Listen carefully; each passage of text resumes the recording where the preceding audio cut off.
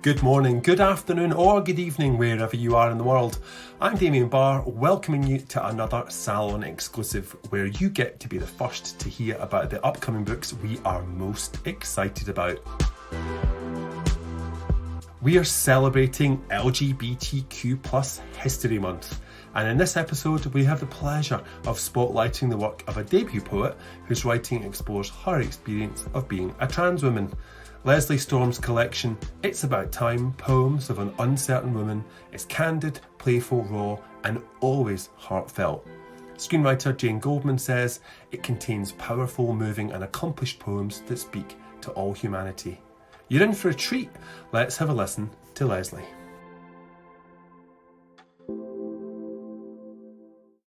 Hi, I'm Lesley Storm, and I'm really buzzing with excitement to be reading exclusively from my new book, It's About Time, for listeners of Damien Barr's Literary Salon. It's About Time is a book of poems, my own, of course. There's no story, not really. There is a portrait of an older woman on her own, rediscovering love and loving in later life, and looking back at her past, her family and old friends, and her troubled relationship with her parents. I'm 67 now, and some days I feel my age. I had written when I was younger, but I stopped suddenly in my 20s, and I hadn't written anything creative for 30 years when I began sketching out a few poems a decade ago. They were dreadful. But I didn't stop. I got better, I think. I was content to grab a spot at an open mic night or poetry slam, and I'd long since given up my youthful fantasies of being a writer of any kind. So this is a surprise, a real surprise. I maybe should explain that I am a transsexual woman, which accounts for the mannish voice, but I hardly mention this in the book. It isn't important to what I write. It isn't important to me. It isn't even important. I'm going to read a few poems now. They were all requested by Damien for today, and they include two of my own particular favourites. I'll explain a little about the inspiration of each poem when I've finished reading it. The first poem is called Camelot. Inevitably, there are aspects of our being together that I shall regret losing. Things like watching you sleep while I read Edwin Muir or Norman McCaig, something like that.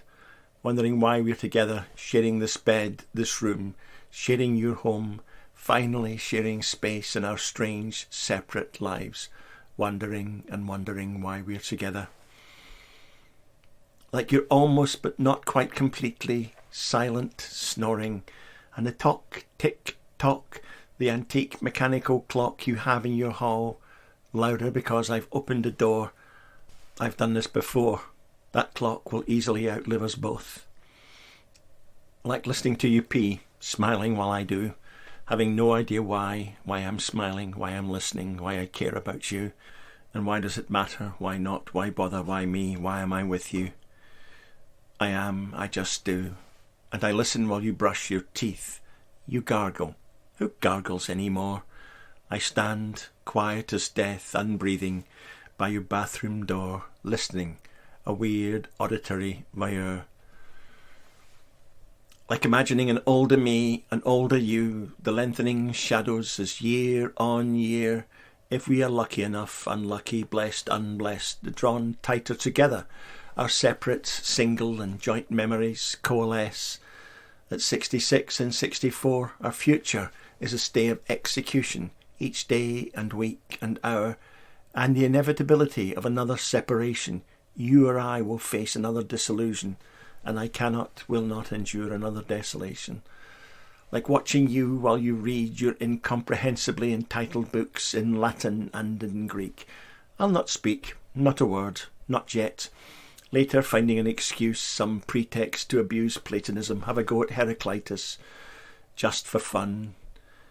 You will rise to my bait, because you have retained the charmed, soulful seriousness of a clever working-class lad at fabled Oxford. Like your weirdly crooked and oddly contented smile, and all the while loving you laugh at my jokes, poking fun at the great and the good, because we must and we should, laughing together aloud. Like making love after my own 5-year, 10-year-long sacrifice, homage to other lovers, the mothers of our children, a lip service to tepid celibacy, no idea what I might feel in a new body with boobs and medicinally dilated virginity. Two broken hearts, old hearts, love-making in the vicinity of our recent and too distant pasts. But nothing lasts forever. Like your face, that wonderful, loving me look, sometimes a scowl. I glance up from a book, you watching me, concern written in the lines of your face. You worry, because I wear sadness like a cloak, wrapping myself, my lost hopes, exile and families, in a soft haar of melancholy. Don't rescue me. I am not your Lady of Shalotts. Darling, you are not Sir Lancelot. Your beloved London is not mine, not my home, not my many-towered Camelot. I wrote Camelot at the beginning of what was my first new romantic relationship, shall we say, since the 1970s. I mean, I hadn't dated since 1978. That's a long time. And at my age, and I'm older today now, I am filled with doubts about the wisdom of being in love and this old.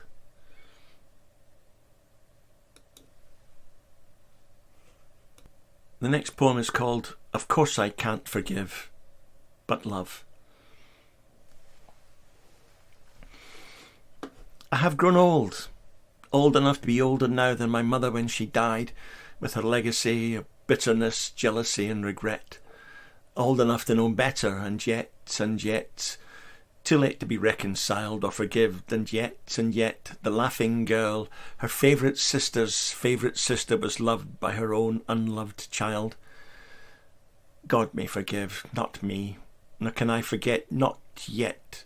Forgetting is ruin, and I will remember, must remember, how you made me who I am today, devastated by neglect, but loving, cursed by uncertainty, but caring, tormented to the fullest depths of my own self, but happier than I had ever hoped to be, and now a grown woman, not a child, not a lost boy, not your abandoned son, your unexpected daughter, who loves you still. I had a very troubled relationship with my mother. For a while, as a child, I was her golden child, her favourite, and by the end of her life, I loathed her and couldn't be with her. We'd hardly spoken in several years when she died, and I didn't want to know her. My last poem is called Simple Desires.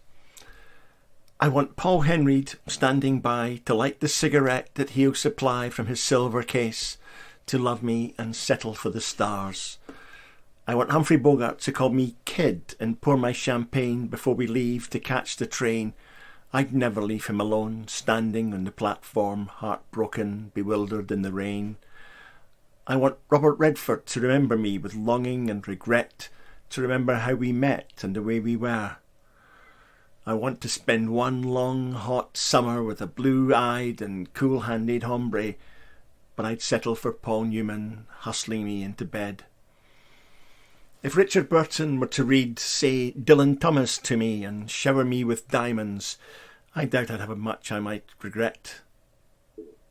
To have John Wayne come home to me at night and hold me tight and tenderly, having ridden the range all day, might seem strange to you, but not to me. Oh, kiss me, Robert Young and Franchot tone. I want to be gone with the wind. Gable may not give a damn. I do. Simple Desires is me having fun. I'm not always serious about movies that I've loved as a child and loved still as an adult, and the actors who are just, take my breath away still. So obviously Paul Henreid, Humphrey Bogart, Robert Redford and Richard Burton. And I mentioned also a couple of other actors who were probably known only to our grandmother's generation, or rather your grandmother's generation, my mother's generation, Fran Shipton and Robert Young. And of course hidden in there are the titles of several movies, most of them amongst my favourite movies. And lastly, a big thank you to everyone here at Damien Barr's Literary Salon, and to you for listening. That was Lesley, proving you can become a published author at any age if you can find your voice and tell your own unique story. Lesley joins our illustrious community of rising stars on the Scottish literary scene, and we hope you enjoyed discovering her poetry for yourself. It's About Time is published by Leamington Books, an indie press based in Edinburgh, and we do love an indie press here at Salon. The book is available now in all good bookshops, and as ever we recommend supporting your local indie. Please join us again soon, and in the meantime, happy reading.